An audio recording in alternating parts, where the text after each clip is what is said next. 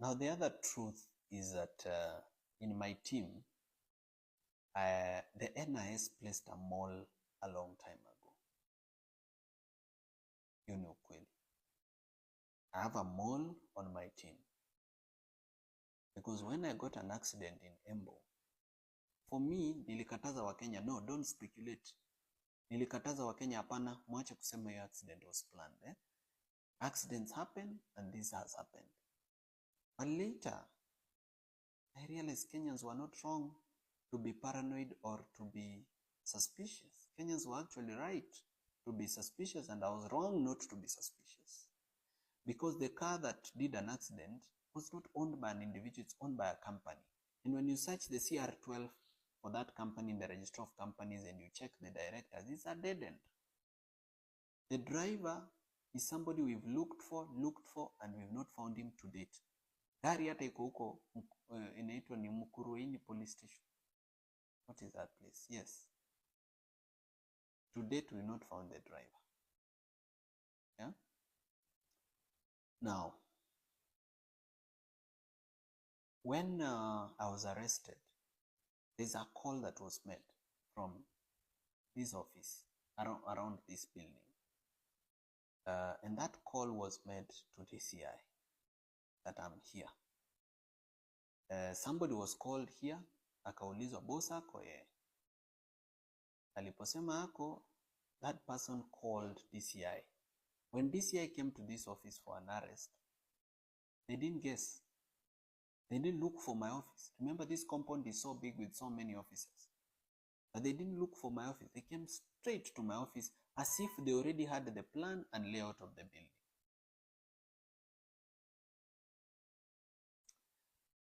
When bombers happened, okay, when I was arrested, this mall was not there. So whenever bad things happen, hakuangi anywhere near. Bombers, this person is a very close person in my team and should have been at bombers, because kama naenda bombers na team yangu imenijoin, mbona yeye ana miss na kwake ni karibu na bombers?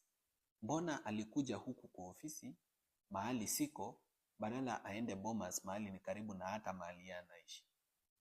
So the NIS placed a person in my team a long time ago. When you research this person's history, you are not able to know which primary school they went to, secondary school. They wiped their profile clean. And the best way to hoodwink Kenyans has been, this person pretends, to criticize the government, to say bad things, to expose projects so that we can trust this person. There's been an attempt to poison my food, and I'm thankful to God that it didn't happen. Na kama singejua that we have a mall, I think by now I would be dead. But I'm grateful to God and to the various Kenyans who've been sending me information, telling me be careful about this person. And I have now become very serious about my security. I now have an advanced intelligence team that goes to the ground before I go to a public event and does, just checking what is the feeling among, For example, in Bomas, I walked into a public event which was organized by ODM and which people had been mobilized and paid money through in buses, and where there were goons paid waiting for me because I had said I'm going to Bomas. I've never been attacked anywhere in Kenya because I've never said I'm going to this place. Sijai sema leo naenda Embu, ama leo naenda Githurai, ama leo naenda Kitengela, ama leo naenda Molot Bomet. I've never said it. Hata nikisemanga nasemanga tu I'll be in Rift Valley generally. But because these people knew I'm specifically coming to, KICC, which later turned to Bomas, they planned very well kuniua. But they didn't succeed. Because God is good and because there's a mission. God has given me a mission and I must complete it. That's why he has kept me alive. So from now on, Kenyans, wakati mnaangalia team yangu na kuna mtu mnajua na mnajua ni mbaya, please don't keep quiet. Always raise alarm.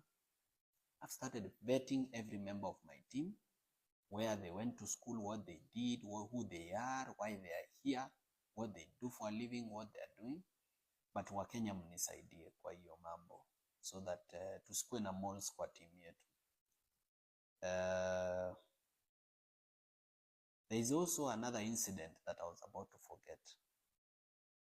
When I was attacked at Bomas, I went to the hospital.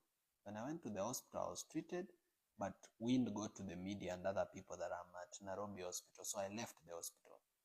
I came to this office to pick something before I go to the next hospital, so nilikuwa nasaidiwa na watu wangu. Na nilipofika hapa kwa ofisi, I got information from 3 different sources that I'll be arrested. And the reason I was supposed to be arrested on Friday was the police were looking for someone to blame for what happened at Bomas.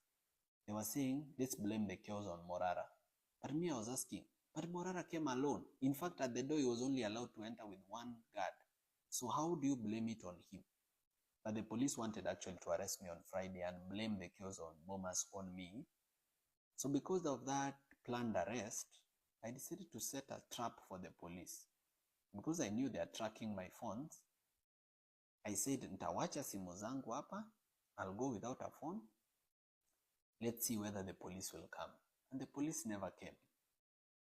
Because their mole, the NIS mole inside my team, told them ameondoka msikuje. This only goes a long way in showing Kenyans that it's no longer business as usual. My life is actually in danger and I need to be more careful than I've been. Now, the reason I had not beefed up my security, some Kenyans have been saying, sasa wewe Morara, kwani unatembea kama Mkenya wa kawaida, kwa nini usibeef up security? Why are you failing? But security is expensive. Security is not cheap. Let's say, hypothetically speaking, let's say you pay one security guard, say 20 or 25,000, for example. Just an example.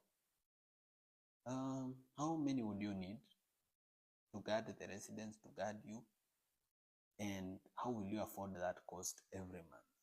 So, hapa ndio inafikanga viongozi wananunuliwa na William Ruto ama na some billionaires. You find that somebody is actually being supported by NGOs that have an interest, or foreign governments that have an interest, or some billionaires that have an interest, because you are not able to afford basic security. But mimi nitachangisha wa Kenya, kila Mkenya akinitumia 10 bob, 1,000, so moja, 500. I believe I'll be able to beef up my security and it will be well. So whatever you can spare, I'll be really appreciative to Kenyans, whatever they can spare to support me in beefing up my security. But otherwise, me, what I can promise Kenyans ni kwamba siwezi nunuliwa. There are stories of people who say, huyu ni project. Maybe they themselves who are saying huyu ni project, they are the project. Labda wao wenyewe they are project. But I don't think it's fair or good to call someone a project when you don't know them in person, you don't know their history, you don't know where they came from. Me, I come from a family history of fighters, people who believe in something, people are principled. So hatufanani, sio sisi wote ununuliwa, sio sisi wote ukuanga project za watu. There are some of us who actually fight for change because we believe in it. So, hiyo kitu ya kukua na mall ilini hurt sana. But ndivyo ilivyo. Unajua sikuwa na political experience vizuri, but so unaona I'm gaining and I'm learning quickly. So hata kama nilifanya hiyo makosa ya kuovertrust watu, kuenda mahali bila intelligence, ni ukweli nilifanya makosa and I'm sorry. I apologize to all Kenyans kwamba hapo niliteleza, lakini it will not happen again. I will be more careful this time. And I'll continue fighting for what we believe in together. Sitawahi wa disappoint na sitawahi waachilia. I'll keep doing the Vampire Diaries. I'll keep doing civic education. I'll not stop, because when I stop, the enemy wins. And the enemy should not win.